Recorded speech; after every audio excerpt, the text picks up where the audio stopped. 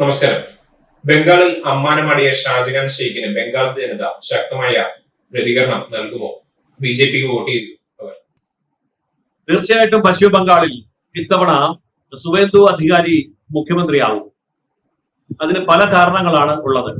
കഴിഞ്ഞ തവണ ബി അവിടെ 3 സീറ്റിൽ നിന്ന് 77 സീറ്റിലേക്ക് വലിയ നേട്ടം കൈവരിച്ചപ്പോൾ ബിജെപിക്ക് ഒരു മുഖ്യമന്ത്രി സ്ഥാനാർത്ഥി ഉണ്ടായിരുന്നില്ല.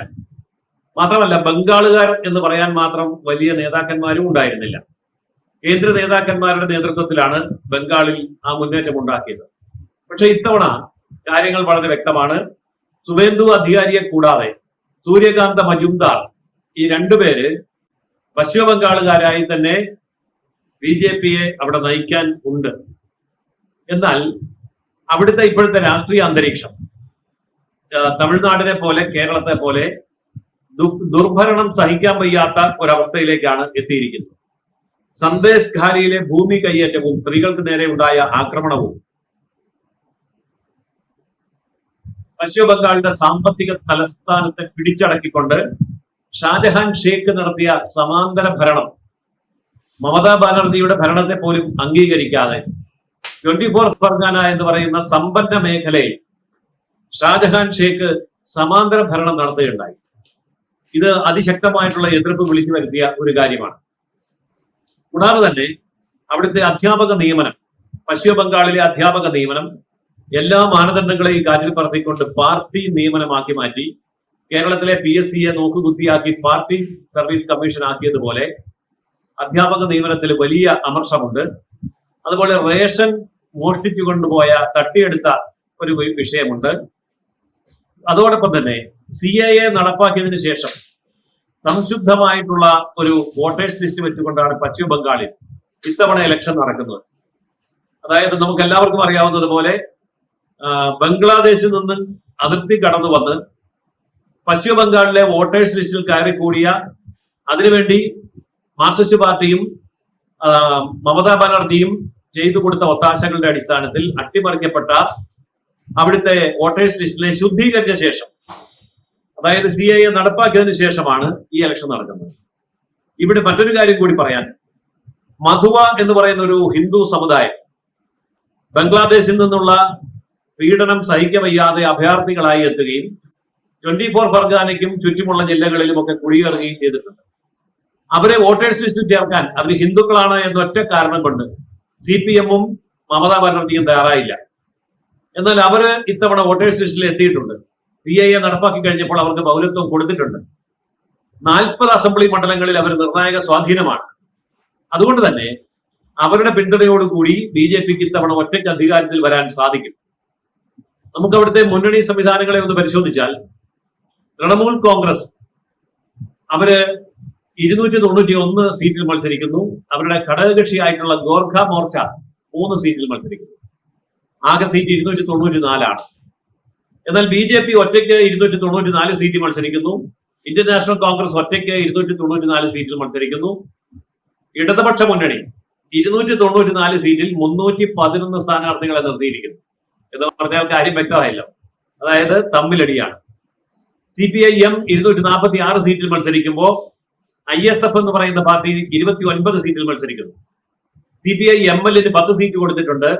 നമ്മുടെ കേരളത്തിലൊക്കെയുള്ള പഴയ CPI അവർ 16 സീറ്റിൽ മത്സരിക്കുന്നു. കഴിഞ്ഞ തവണത്തെ വോട്ടിംഗ് പെർസെന്റേജ് നമുക്കൊന്ന് പരിശോധിക്കാം. തൃണമൂൽ കോൺഗ്രസിന് 48%, BJPക്ക് 38% സീറ്റാണ്, വോട്ടാണ് കഴിഞ്ഞ തവണ ഉണ്ടായിരുന്നത്. CPM-ന് കേവലം 4%, കോൺഗ്രസിന് 2% മാത്രമായിരുന്നു അവിടെ കിട്ടിയ വോട്ട്. അപ്പോൾ ഇത്തവണ വളരെ അനുകൂലമായിട്ടുള്ള ഒരു രാഷ്ട്രീയ അന്തരീക്ഷമാണ് പശ്ചിമ ബംഗാളിലുള്ളത്. പുറത്തുനിന്ന് ബംഗ്ലാദേശിൽ നിന്ന് വന്ന കള്ള വോട്ടർമാരെയൊക്കെ പുറത്താക്കിയതിനു ശേഷം നടക്കുന്ന തെരഞ്ഞെടുപ്പ് എന്നുള്ള നിലയിൽ തീർച്ചയായിട്ടും BJP അവിടെ മുഖ്യമന്ത്രി സ്ഥാനത്തെത്തും എന്ന കാര്യം ബംഗാൾ ജനത നിശ്ചയിച്ചു കഴിഞ്ഞിരിക്കുകയാണ്.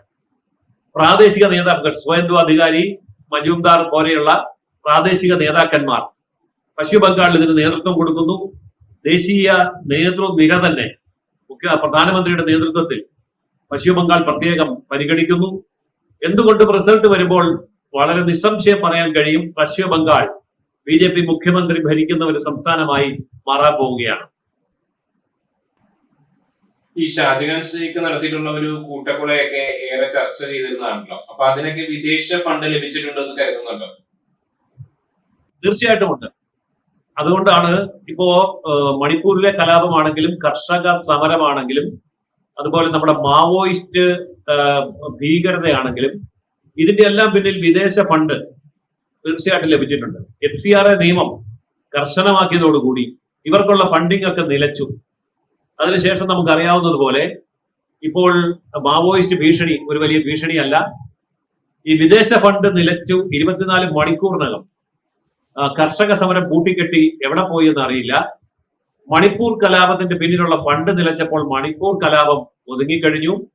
ഇതുപോലെ തന്നെ ഷാജഹാൻ ഷെയ്ഖ് അദ്ദേഹം നടത്തിക്കൊണ്ടിരുന്ന കൂട്ടക്കൊലകളും അതിക്രമങ്ങളും ഭൂമി പിടിച്ചെടുക്കലും റേഷൻ തട്ടിപ്പും പിൻവാതിൽ നിയമനങ്ങളും എല്ലാം ഇപ്പോൾ അവസാനിക്കുകയാണ്. അപ്പോൾ തീർച്ചയായിട്ടും ഈ വിധ്വംസക പ്രവർത്തനങ്ങൾക്കെല്ലാം പിന്നിൽ വിദേശ രാജ്യങ്ങളിൽ എത്തിയിരുന്ന ഫണ്ടാണ്. FCRA തടഞ്ഞതോടുകൂടി ഇവരെല്ലാം തന്നെ ഇന്ന് നിഷ്പ്രഭമായിരിക്കുകയാണ്, നിശേഷം തുടച്ചു നീക്കപ്പെട്ടിരിക്കുകയാണ് എന്ന് തന്നെ പറയാം. പലരും ഹുമയൂൺ കബീറിനെയൊക്കെ BJPയുടെ ഒരു ബി ടീമായിട്ടാണ് കാണുന്നത്. ഒവൈസിയും ഹുമയൂൺ കബീറിനെയൊക്കെ, അതായത് തൃണമൂലിന്റെ മുസ്ലിം വോട്ട് വിഭജിക്കുന്നു എന്ന് ആരോപിച്ചുകൊണ്ട് അതിനെ എങ്ങനെ നോക്കിക്കാണുന്നു? കേരളത്തില് നടത്തുന്ന ആരോപണങ്ങളെ പോലെ തന്നെയാണ് ഇത്. എവിടെയെങ്കിലും LDF തോറ്റാൽ പറയും UDF BJP ഡീലാണ്, എവിടെയെങ്കിലും UDF തോറ്റാൽ പറയും BJP LDF ഡീലാണ് എന്ന് പറയുന്ന പോലെയേ ഉള്ളൂ ഈ പറയുന്ന ഒവൈസിയുടെ കാര്യമൊക്കെ.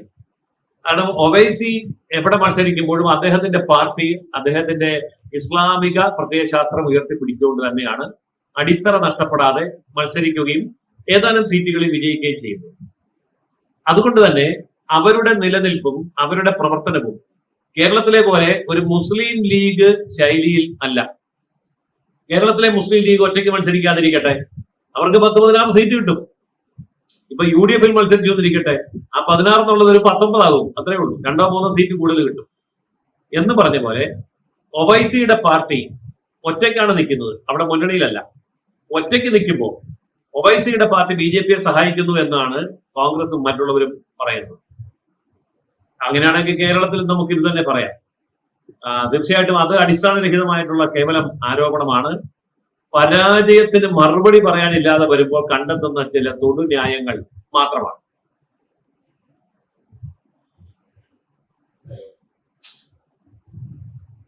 അപ്പോ യഥാർത്ഥ വിജയം ശരിക്കും അന്തിമ വിജയം BJPക്ക് തന്നെയാണ്. അപ്പൊ BJPയെ വിജയത്തിൽ നിന്നുകൊണ്ട് തടയാൻ വേണ്ടിയിട്ട് ഉയർത്തുന്ന ആരോപണങ്ങൾ മാത്രമാണ് ഇത്.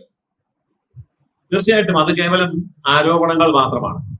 പക്ഷെ നമ്മളൊരു കാര്യം മനസ്സിലാക്കേണ്ടത്, ഉത്തരേന്ത്യയിൽ അത് ബംഗാളിലാണെങ്കിലും എവിടെയാണെങ്കിലും അവിടുത്തെ മുസ്ലിങ്ങൾക്ക് BJP വോട്ട് ചെയ്യാൻ മടിയൊന്നുമില്ല.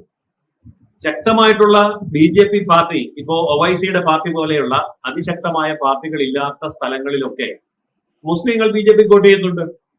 അവർക്ക് മടിയൊന്നുമില്ല. ആ മാറ്റം കേരളത്തിലേക്കും സമീപ ഭാവിയിൽ തന്നെ എത്താനാണ് സാധ്യത. ഹുമയൂൺ കബീറിന്റെ ഒരു വീഡിയോ പ്രചരിച്ചിട്ടുണ്ടായിരുന്നല്ലോ, 1000 കോടിയുടെ ഡീലാണ് ഇതെന്നുമായി ബന്ധപ്പെട്ടുകൊണ്ട്. അത് ഞാൻ നേരത്തെ പറഞ്ഞതുപോലെ പരാജയം ഉറപ്പായി കഴിയുമ്പോൾ മുഖം രക്ഷിക്കാൻ വേണ്ടി ഈ ഡീലിന്റെ കഥ പറയും. ഇപ്പോ നമ്മള് ഈ പറയുന്ന ഇലക്ഷന്റെ റിസൾട്ട് എല്ലാം പുറത്തു വരുമ്പോൾ പരാജയപ്പെട്ട പാർട്ടികൾ, ഇപ്പോൾ പശ്ചിമ ബംഗാളിൽ തൃണമൂൽ കോൺഗ്രസ്, തമിഴ്നാട്ടിൽ DMK, കേരളത്തിൽ ഇവിടുത്തെ കോൺഗ്രസും CPM-ഉം ഇവരൊക്കെ തന്നെ പറയാൻ പോകുന്നത് ഡീലിനെ കുറിച്ചുള്ള കഥകളായിരിക്കും. അപ്പോൾ കൃത്യമായും വോട്ടിങ്ങിന്റെ പെർസെന്റേജും വോട്ടുകളുടെ എണ്ണവും വെച്ചുകൊണ്ട് അത് തെറ്റാണ് എന്ന് തെളിയിക്കാനും നമുക്ക് സാധിക്കും.